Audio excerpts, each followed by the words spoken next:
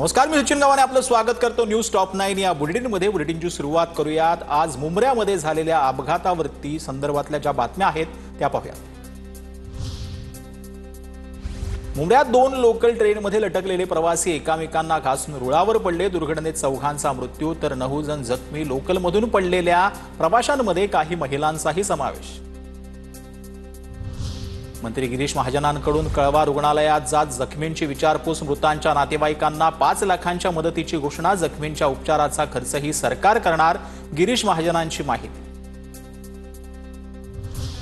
दोन्ही लोकलच्या दरवाजात उभे असलेल्या प्रवाशांचा एकमेकांना धक्का लागला। प्रवाशांच्या बॅगाही एकमेकांमध्ये अडकल्यानं अपघात, रेल्वे प्रशासनाची माहिती। मुंब्रा स्थानकातील धोकादायक वळणाचा लोहमार्ग पोलिसांकडून पंचनामा। अपघाताच्या ठिकाणी रुळावरील अंतराचा अधिकाऱ्यांकडून मोजमाप। पोलीस रेल्वे प्रशासनाकडून अंतराची अधिकृत माहिती मागवणार। मुंब्रा लोकल दुर्घटनेत एका पोलीस कर्मचाऱ्यावरही काळाचा घाला। जीआरपी कर्मचारी विकी मुखयादल याचा रेल्वे ट्रॅकवर कोसळल्यानं मृत्यू।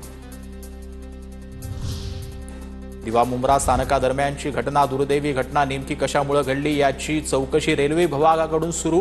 मुख्यमंत्री फडणवीसांसह उपमुख्यमंत्री शिंदेंची माहिती। अजित पवारांकडूनही शोक व्यक्त। मुंबईतील रेल्वे दुर्घटनेवरून देशाचं वास्तव दिसून येतं। सरकार 2025चा बदल शांत असून 2047ची स्वप्न दाखवतंय। मुंब्रा दुर्घटनेवरून राहुल गांधींची टीका। मुंब्रा रेल्वे अपघातग्रस्तांची खासदार श्रीकांत शिंदेंकडून रुग्णालयात जात विचारपूस। दिवा सीएसएमटी रिकॉल सुरू करण्याचीही मागणी।